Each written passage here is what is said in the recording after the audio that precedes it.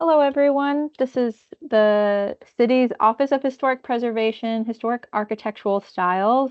This is part of our Preservation Academy series, and this is a second installment. We had a class last month called Historic Preservation 101, and this class is virtual, talking about architectural styles. Next month, on Saturday, November 1st, we'll talk about how to grow a pollinator garden. It'll be in person with refreshments, some coffee and muffins at One Stop, the Development Services building, at 10 a.m. So join us for that if you have needing tending to your garden, or whether you're in an apartment or you have a historic home or a home in San Antonio. We'll be talking about native plants in San Antonio. So, and then in February of 2026, we'll be talking about financing your rehab. So the different products and services that can be offered in order to finance a rehab of a home. So join us for that if you're interested as well. That will also be in person at the Development Services building. That's all I wanted to share, Amy. So with that, I'll let you get started. Today, what I'll be doing is actually going through a little bit about what we do here at the Office of Historic Preservation, and what our mission is. For us, we're in a really wonderful position because our city has been shaped by our history, and that includes our built environment.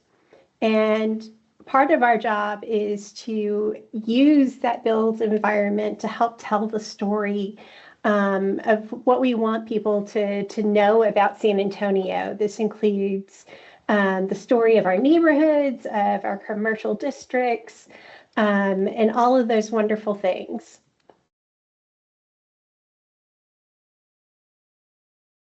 And in our department, we've been a department since 2008 within the city of San Antonio, and we are one of the largest municipal preservation offices in the country.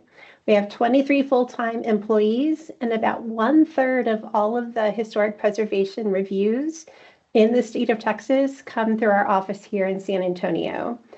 As I mentioned, we're really lucky here in our city that we have such a vast wealth of historic and cultural resources. And within that staff of 23 full-time employees that we have here in our office, we do focus on different areas. We have a team that focuses on design review.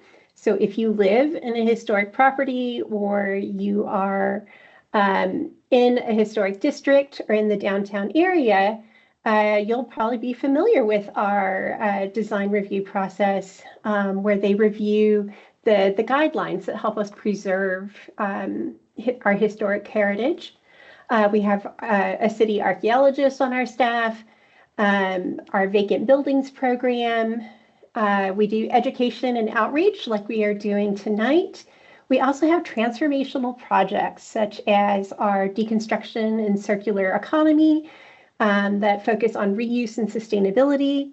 And we have the Scout SA team, which I'm a member of, where we talk about things like living heritage and legacy business and historic survey of our cultural resources here within the city.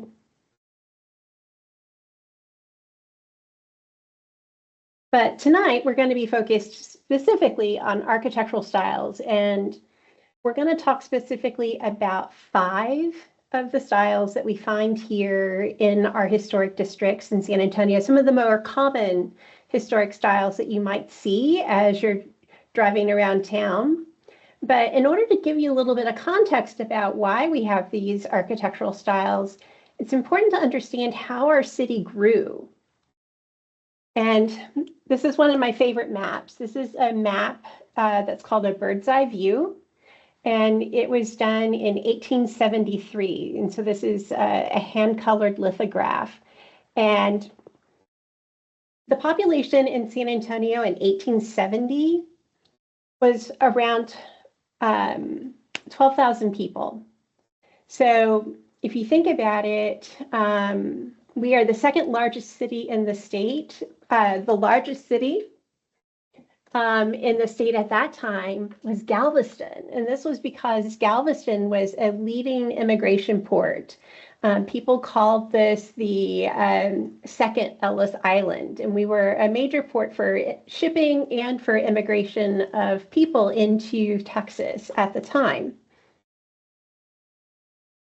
And for a little context of what downtown looked like in 1873, you'll see in the area circled here that we've got Main and Military Plaza on the right and Alamo Plaza on the left, with the San Antonio River running right through the middle. And so this means that the north is to the bottom of your page and south is to the top of your screen. Now, 20 years later, in 1890, San Antonio's population has more than tripled. We go from 12,000 people to over 37,000 people. The only city bigger than San Antonio in 1890 was Dallas, and that was only by a few hundred people. We estimate that their population was around 38,000, so neck and neck. But does anyone want to take a guess as to why our population grew so rapidly between 1870 and 1890? You can put your guesses in the chat. I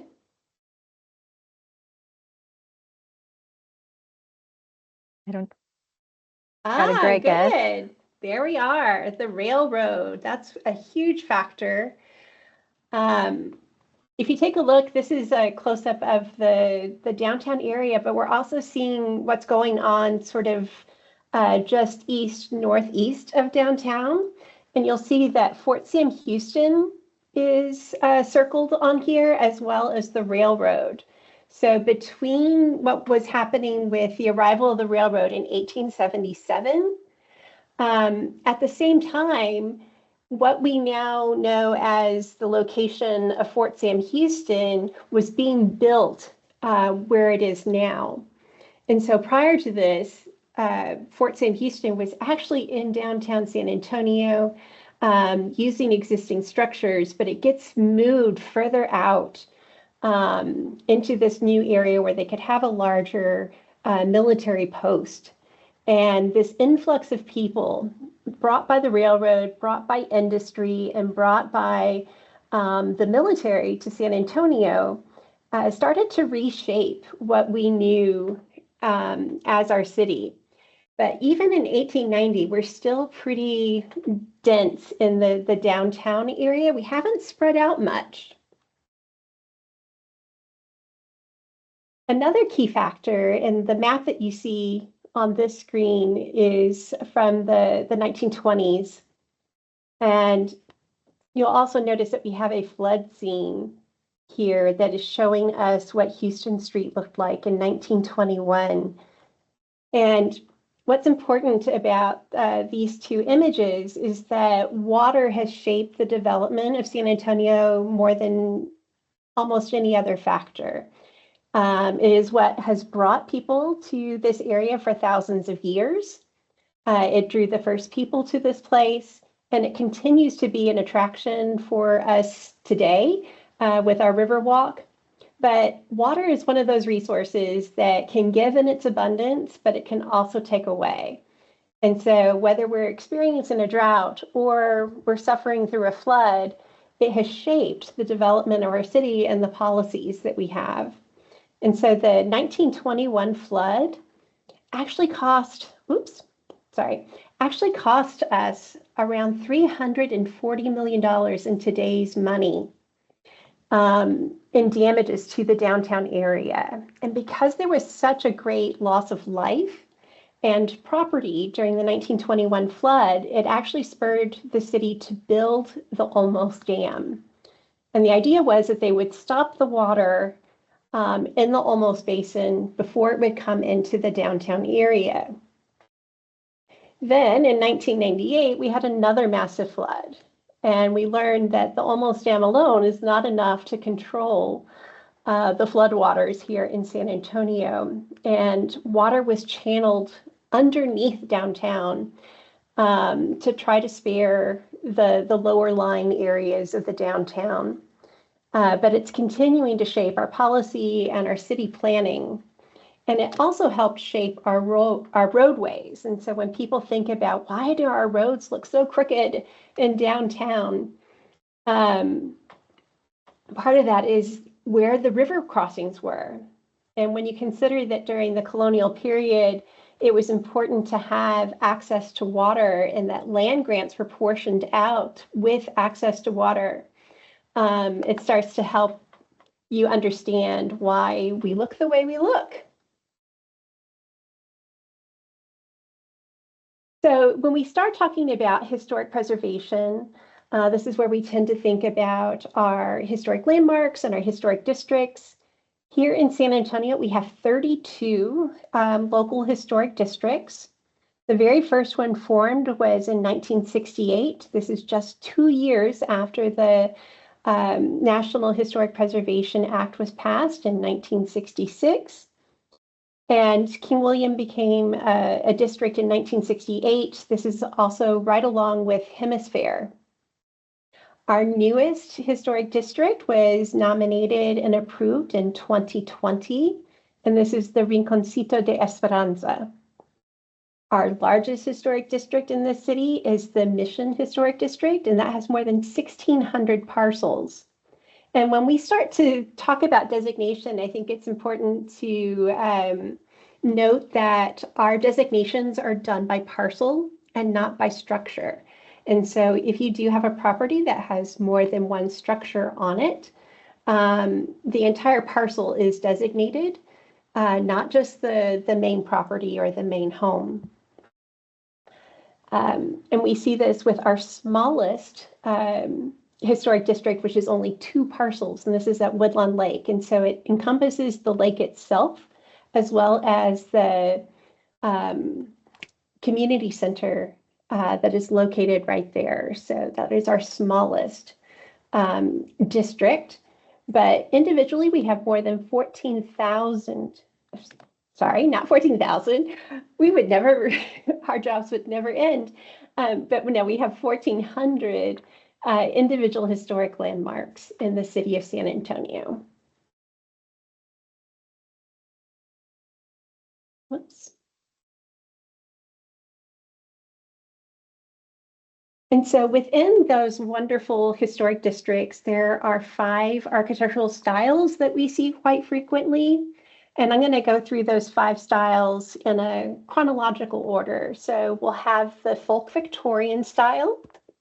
We will have the Queen Anne style, the Tudor Revival, the Spanish Eclectic, and of course, the Craftsman style homes. The first one that we have is our folk Victorian style. This is from roughly 1870, going back to that very first map that we looked at, thinking about that, all the way through the turn of the century. And this is the most common of the Victorian house styles that we see in San Antonio. And part of the reason why this was so popular is that this is a style that was carried across the United States with the railroad. And so this is sort of like the first time that you really see one of those national trends that is being followed with transportation. And I see we've got a question here. Let's see if I can see it. The question is, what about the shotgun architectural style? Great question. And so the shotgun style is another style. We don't see it as frequently in our historic districts, but we do consider it a very important home style. And so it has a very long history in the United States. But in San Antonio in particular, the way that we typically see the evolution of the shotgun where these were built as a more affordable working class home. And many of them have been modified over time because as families grew or as funds allowed, these homes were added to. But in the beginning, the reason why they were called shotguns is that they were linear. They were like a long rectangle, so short on the side that faced the street and then long going straight back. And they got the nickname of being called a shotgun because the thought was that you could open the door and you could point a shotgun and shoot straight through and it would go out to the back. So it's long and narrow like a shotgun barrel. But yes, they were often built near railroads, but not just railroads. These were built near any of the sort of workforce centers. And so when you would see early factories, railroads in San Antonio, that certainly include breweries or wood mills that were supporting the construction industry. We find these homes built in these areas because we didn't have public transit. You needed to live near where you worked. And so these were affordable working class homes. And so thanks for asking about that. They do still exist here in San Antonio, and we find them on all sides of the city in all different types of neighborhoods. And so it was really more about function than anything else. But let's take a look at these folk Victorians because they're coming in just a little bit before we see the shotgun style. They're slightly earlier and they come in all sizes, but they were typically a very simple shape. So you think about like a square or a rectangle, and you'll see I've got a little picture up there. One of the most common forms that we see is this little L shape. And so you would have what's often called a wing and gable. And so you'll have a forward-facing gable with a wing off to the side. They almost always have a porch. Another common feature is to see spindle work or bracket details on those porches, sometimes on the windows. Sometimes the gables were decorated with shingles. But these porches, and you'll notice that this has some very tall windows. I don't know if you can see my cursor here, but these tall windows were often used to improve air circulation through the home so that you could take advantage of the breeze. Remember, this is all before air conditioning. So the front porch and tall windows helped make your home a little bit more comfortable. I'll show you a few more examples of homes that we have here in San Antonio. And if you look at the example on the left, you will see that this one still has a lot of that decorative work on the porch, but the example on the right has very simple wooden posts. And that's one of the more common modifications that we see on these houses is that the posts get changed on the porches. They're an area that frequently needs maintenance and will change. Here's an example where someone has a Victorian home that has the metal porch supports on it that were probably put in sometime in the middle of the 20th century. It's still a folk Victorian, but our houses, as we live in them, we frequently see changes. Another building style that we often find in our historic districts are the Queen Anne. So if you think of the folk Victorian as more of your sort of middle class home, the Queen Anne was your maybe upper middle or upper class home.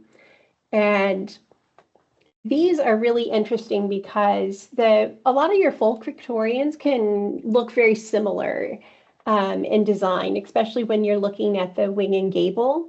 But Queen Anne's are always unique, and we find that they're often a bit whimsical in their decorative elements. You'll see here on this example that we've got a lot of decorative elements on the porch. There's a tower and a turret, but the hallmark of the Queen Anne style is its asymmetry. And when you look at this house, you can see that the front facade, what's facing the street, that there are multiple planes in depth across the front.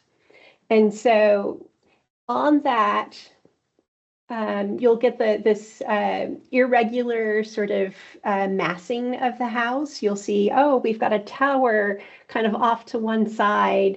We have a bay window that's projecting towards the street. And we have multiple roof lines, which I've highlighted here in blue.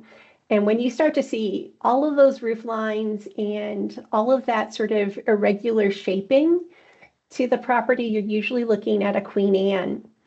And these were always sort of unique to the individual homes. They can have all sorts of decorative work. Typically, we'll see spindle work like we do on the folk Victorian, but yes, they can have decorative columns and capitals as well. I'll show you a few more examples of the Queen Anne that can show you some of the variety of and level of decor that you find here. You can see we often find these two-story Queen Annes. Sometimes they'll have a large wraparound porch. They might have decorative elements in their gable, like the example on the right. And here are a couple other examples that we have that really show how that porch can be a huge feature. And once again, we have a lovely little tower in the example on the top right. And so they're all going to be unique, and they were opportunities for homeowners who were typically purchasing the land and then hiring somebody to build the house to really express what they wanted their home to be. And so this was where you got to have that creativity and expression both from the homeowner and the builder. We have a question, Amy. Mm-hmm.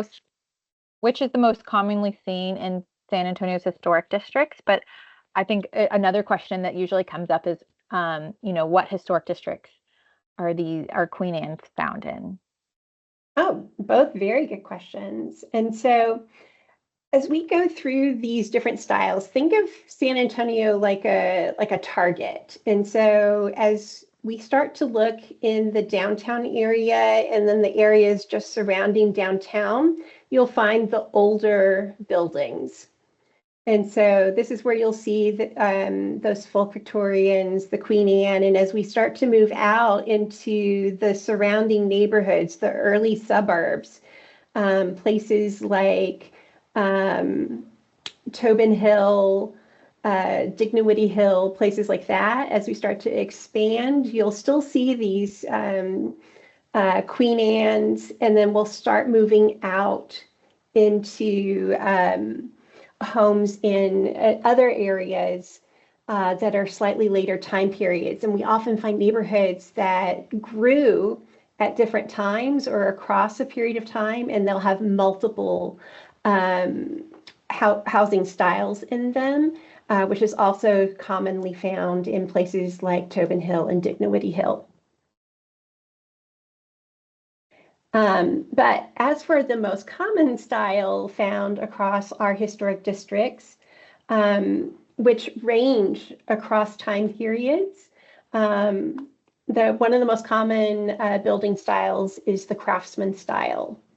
And in part, it's because the craftsman style was very popular when San Antonio was going through a large building boom. And so right after World War I, and leading up into the Depression years, the craftsman style was probably the leading building style for middle-class families in San Antonio. And this was really their opportunity to move out of that central core of downtown and move into the suburbs. And part of the reason why this is happening is because we have better transportation. People could own their own car, they could take a bus or a streetcar to get to work. And so you were no longer bound by living close to where you worked. You were able to live further away. You didn't have to be right next to your place of employment anymore. And so as our population was growing, in 1920, we were the largest city in Texas.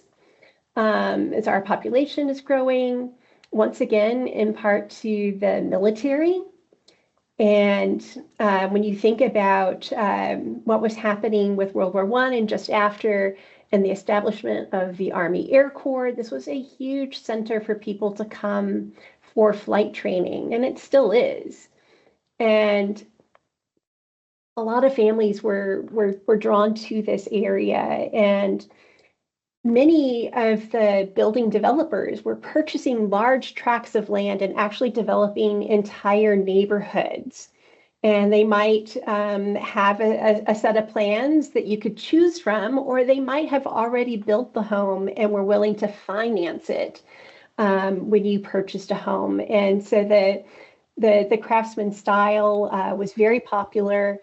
It has a more robust appearance than the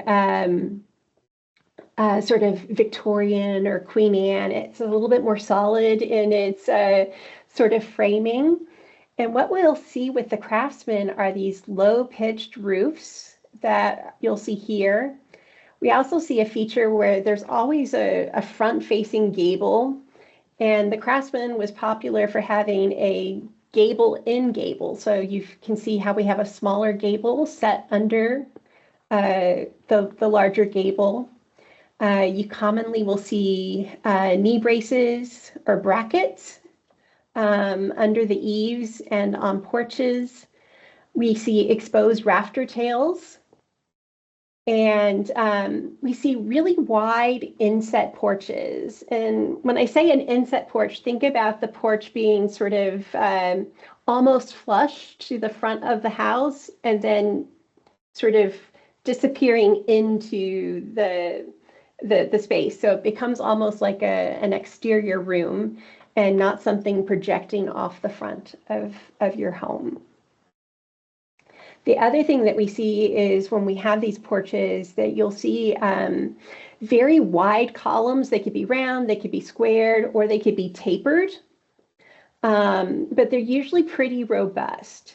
And that was another hallmark of the craftsman. So we're getting rid of that sort of delicate spindle work of the Victorians and the Queen Annes, and we're moving into something that's really showing the skill and of sort of the more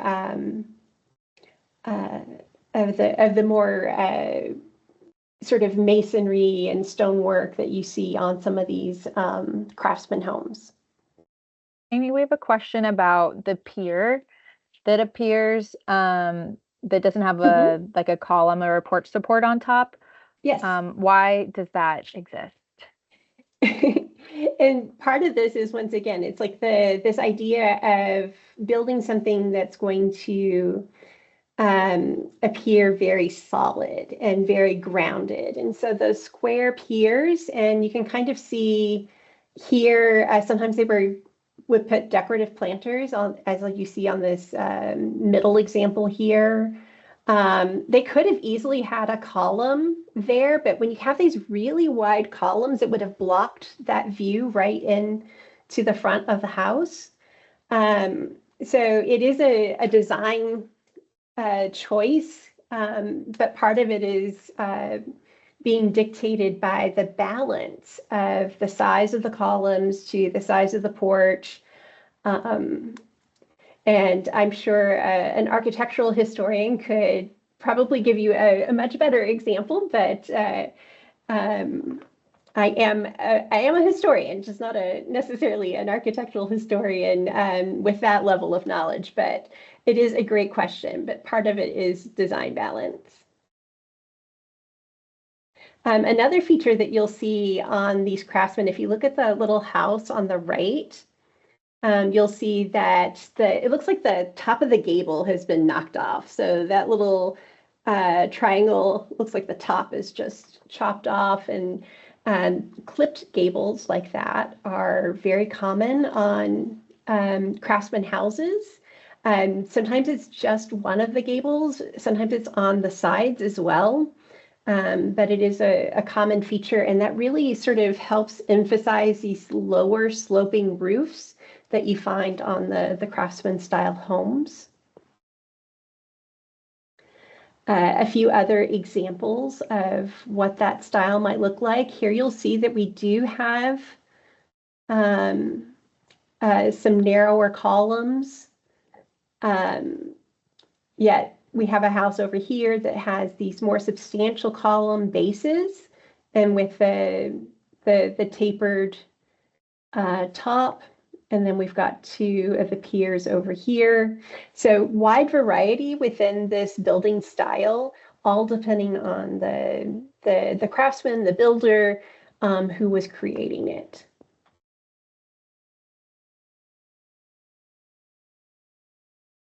The next building style that we have is the Tudor Revival. And we don't have quite as many of these in San Antonio, but you do find them. And they're usually in pockets where you had an architect or a builder who specialized in this particular style. And on these here, the Tudor Revival is often known for having these really prominent chimneys, often straight up front. This one's right on the side, but this is a corner lot. And so that chimney would be highly visible to anybody passing by. You also see these really strongly peaked cross gables. So you've got a gable here on the side, and you've got this front gable that's intersecting that side gable. We see a lot of sort of half timbers or faux half timbers along the top. Rounded archways and entryways for windows and doors are common.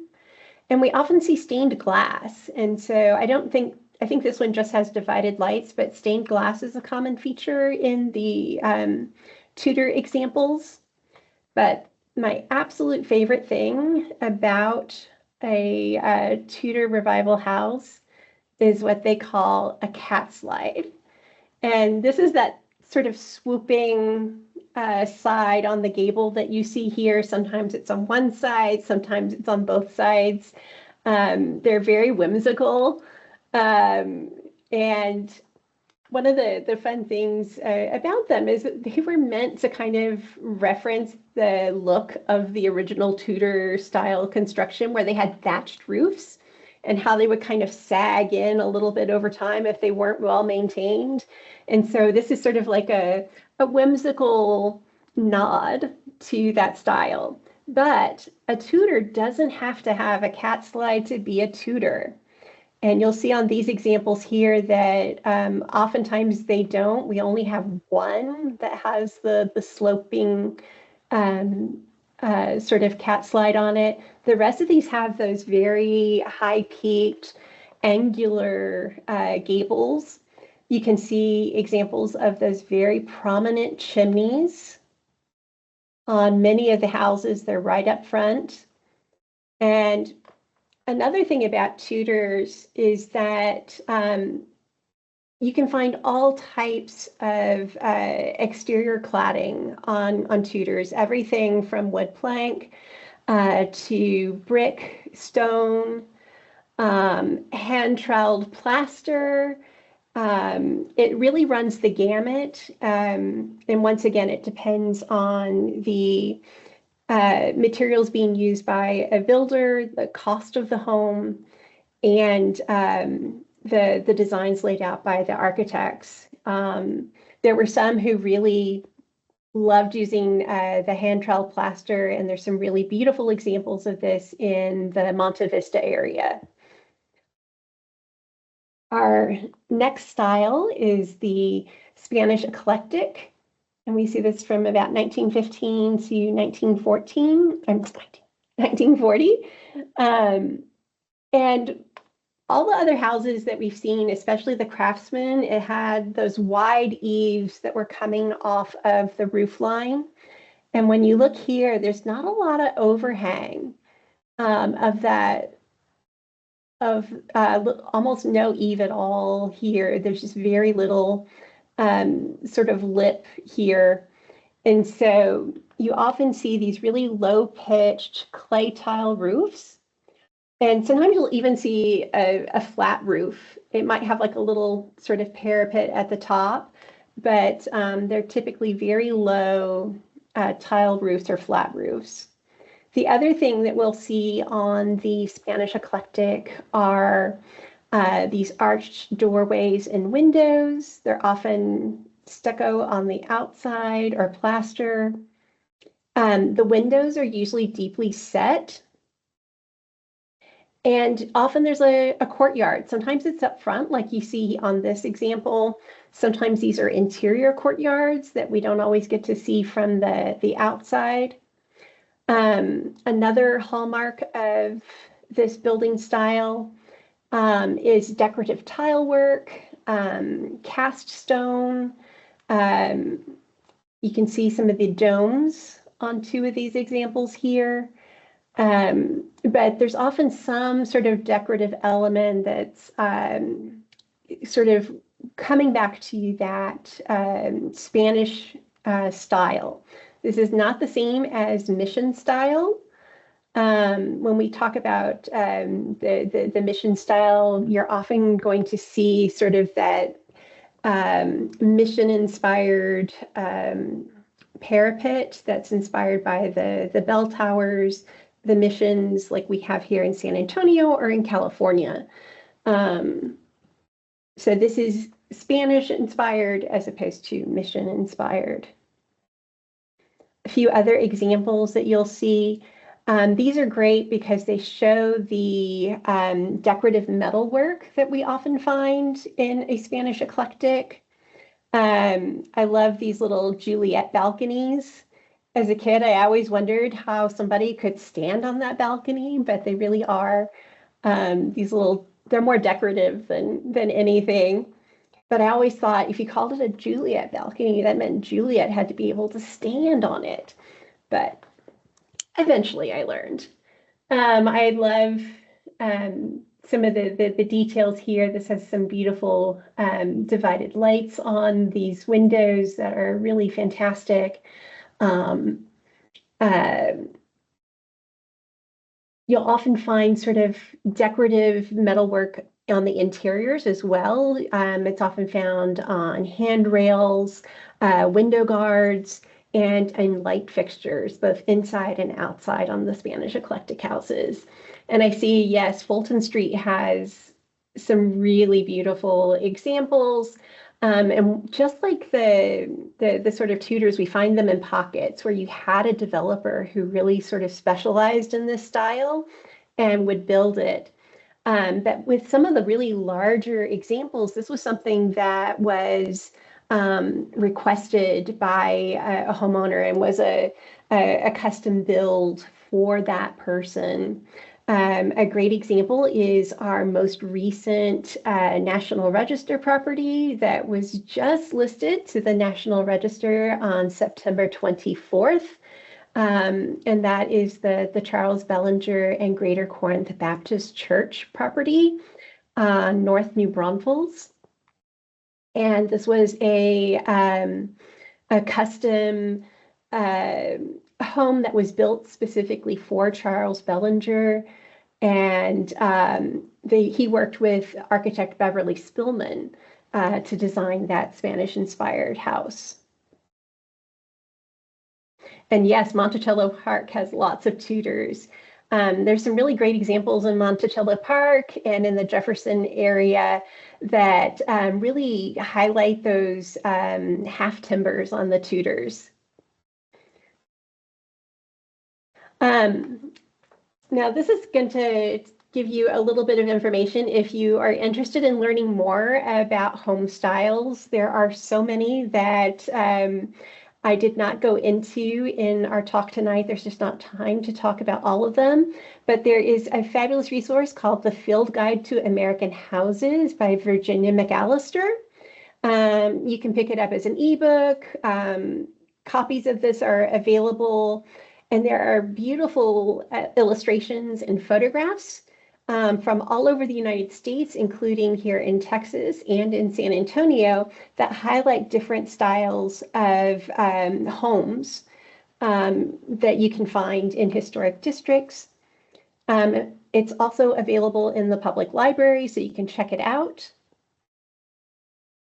And while we're talking about the library, there are some fantastic resources available to you. If you have a library card, you can log into the SAPL library website, go to My SAPL, and in their database section, they have wonderful guides. One of the ones that we use frequently here in our office while we're doing property research are the city directories. They're a great way to kind of help us narrow down when a property was built, to find out who lived there and at what point in time.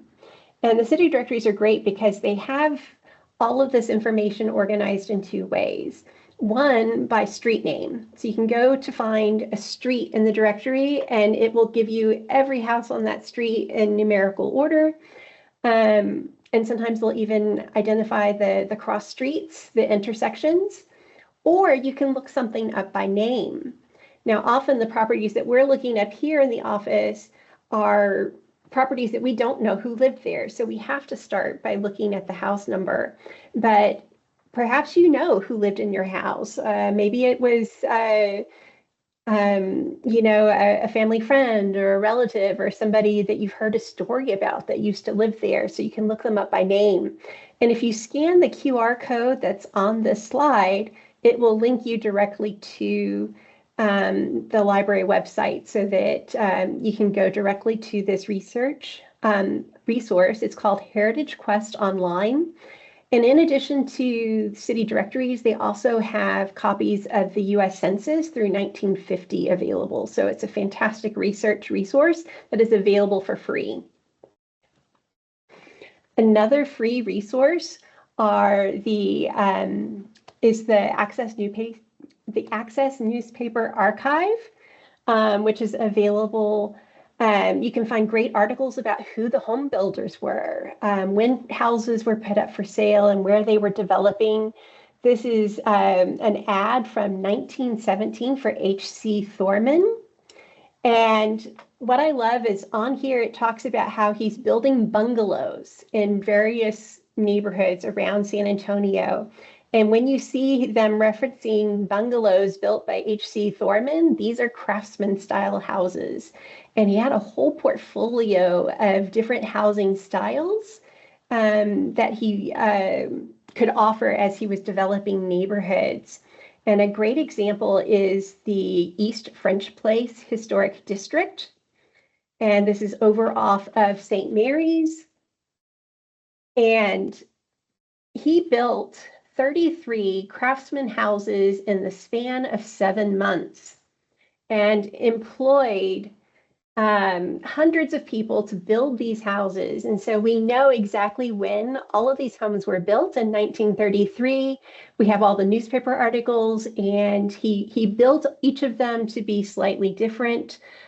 Each is its own variation on the craftsman home theme. And so newspapers are a great way to learn about that.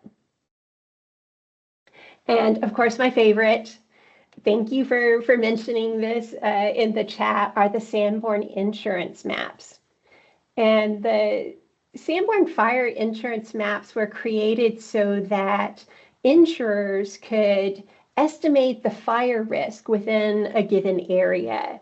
And they often would go by maps that would show you several city blocks at a time. And as you can see here, it'll tell you the cross streets, and you'll get a little drawing of the structure that was on that parcel. And we can find these because there's a key for each of the volumes that's listed out by street. And so if you look up a street, and if you know it was in the 400 block, it'll tell you what page in the map, what sheet will match that particular area. And the ones that are color coded. And so we can tell what kind of construction the house was. And all these little yellow buildings that you see on here are wood frame construction. So they would have had a pretty high fire risk. The blue structure that you see up here was all cement block. The house, the structures, actually, these are not houses. The pink buildings are a mix of wood and concrete construction, so a lower fire risk. And there are keys at the beginning that help decode what all of the symbols on the Sanborn maps are. But these are a great resource because you can see, oh, did this house have a porch, or has it been added on to over time? Was it originally a much smaller house? We can track all of that through these maps, and there are copies available through the Texas Digital Sanborn maps on the San Antonio Public Library. But you can find more copies of the color maps through the Library of Congress and through the University of Texas at San Antonio and UT Austin at the Perry Castaneda Library. And so they actually have digital copies of the color maps. The maps that are available through the San Antonio Public Library online are mostly black and white copies, but they do have the originals available. But you do need to work with the Texana room to have access to that information. But they are available by appointment. But right now they are still undergoing some renovations. Another important resource is the OHP Explorer map. So if you have ever wondered if a property is historic or not, you can actually look it up on this website. The QR code will take you directly there, and it will allow you to enter in an address, so you can type it in. Just remember that if a street has a cardinal direction, like north, east, south, or west, to put that in as a letter abbreviation. So it might be 1500 East New Braunfels or North New Braunfels.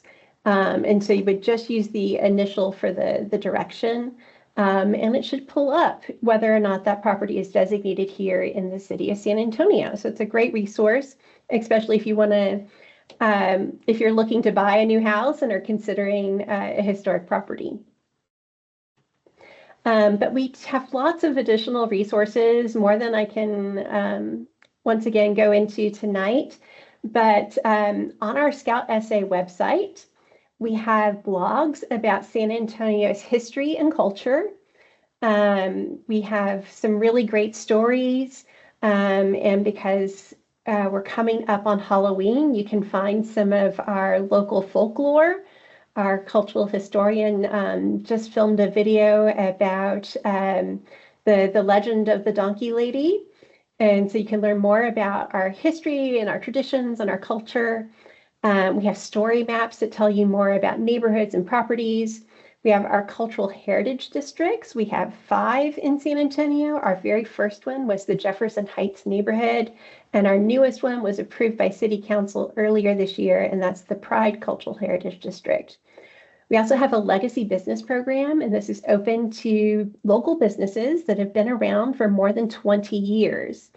And frequently we get people coming in and sending us an email via our website to say, oh, this is the mom and pop grocery store that we grew up with in our neighborhood, and they're still around. Or this is my favorite restaurant. We've been coming here, since I was a kid.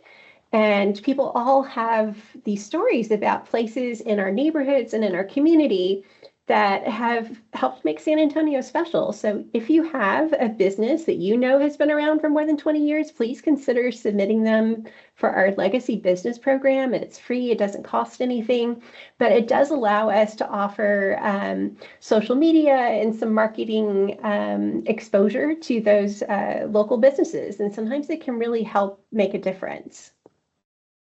We also have all of these research resources available to you online with links. If you didn't want to scan the QR code, you can go directly to our website for links to that.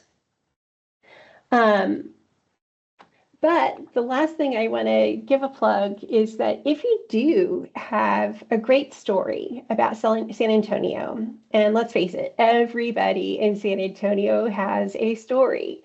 There is something that about our community that probably not a lot of other people know.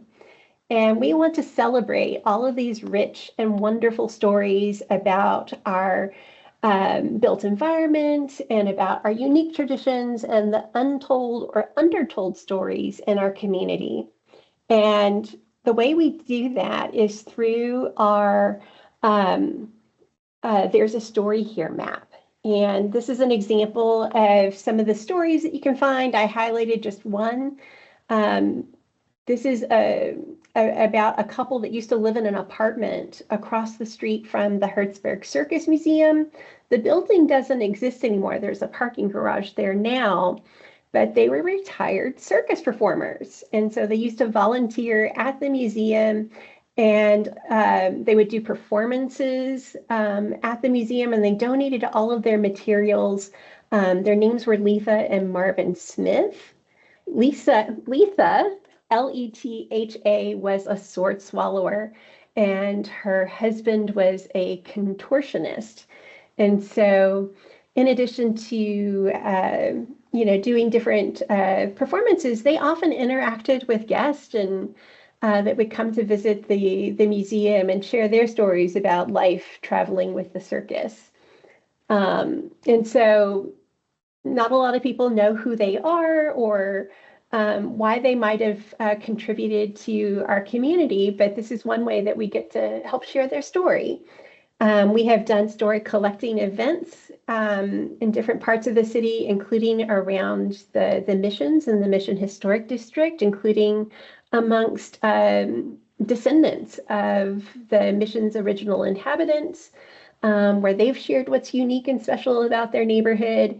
So absolutely, please share your stories. We have lots of great stories in and around San Antonio, so we would love to hear from you. So we've got a couple of questions about the legacy business. Yes, we do include nonprofits. And yes, just like you, Jessica, I used to go into the Hertzberg Circus Museum. I used to take the bus downtown when I was in college, and we could go there because it was open for free. We didn't have to pay admission. And so it was a fun place to stop in on a weekend when we were poor college students. Plus, it was kind of, it was exciting, but also sort of creepy at the same time. Lots of stories about the building being haunted. So it was just a great place to stop, and people would be like, really, you went to the circus museums? Like, yeah. So yeah, those are great stories that are out there in our community. And I know that there are more sitting behind the screen with all of you out there. And so we hope that you'll consider sharing whatever stories make San Antonio special to you. Do we have any other questions tonight? I know we've got a few more minutes left. The apartments at right by Nietzsche's, yes. And so, yes, there are some really interesting properties around San Antonio, and that sort of prefabricated concrete slab technique that was used to build the Palacio Dorio was used to build several other structures in and around San Antonio, including Methodist Hospital, these apartment buildings, the Parkview apartments near San Pedro. So they were, once that technique sort of was proven to work and that you could construct a structure much more quickly, it was a technique that was picked up and copied and used in not just in San Antonio, but all over the place. Any other questions? If not, it's been a pleasure talking to all of you tonight. And I hope that you'll consider coming to some of our other programs. And yeah, we've got some great things coming up, and we'll be able to share a recording of this. Please tell your friends. We'll do it again. Thank you so much, Amy. Thank you, all of you. See you at the next Preservation Academy.